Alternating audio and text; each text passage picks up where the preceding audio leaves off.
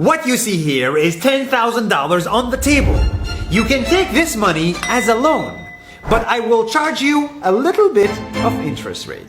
Like most people, you take the money and you go buy a nice car. But in 10 years, it's time to pay me back. And because of interest rates, now you owe me $20,000 and not 10. You will say, I don't have money to give you.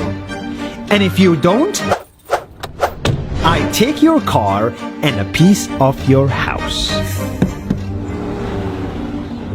Damn. This is how debt works. And after 3 years of traveling the world, I noticed that this is exactly what China is doing.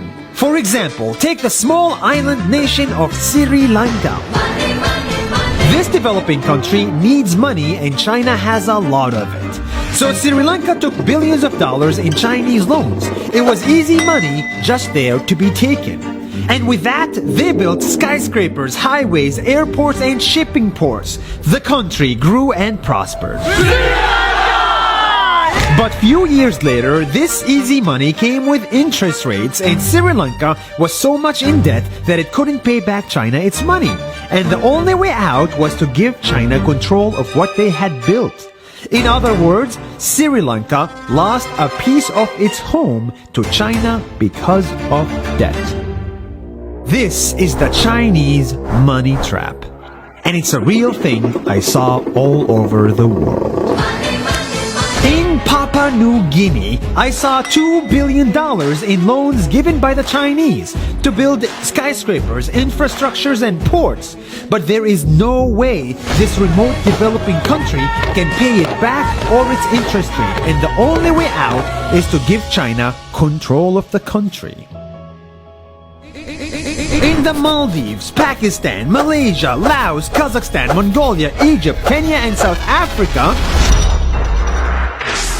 the same thing is happening, and many countries are struggling to pay back Chinese loans. If you look closely, all these infrastructure projects like highways, ports, and bridges connect to China through the sea or through the land to form something far bigger, far more powerful than just a bridge, a new Silk Road. The world is already made by China, and I think slowly it will be owned by China.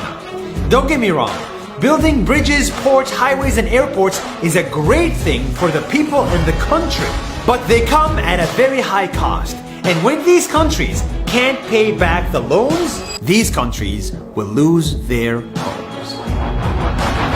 One thing my parents had taught me is that there's no such thing as a free lunch or a free ride. So if we're not careful with our money or other people's money, then we better start learning Chinese. Xia Qiu Qian.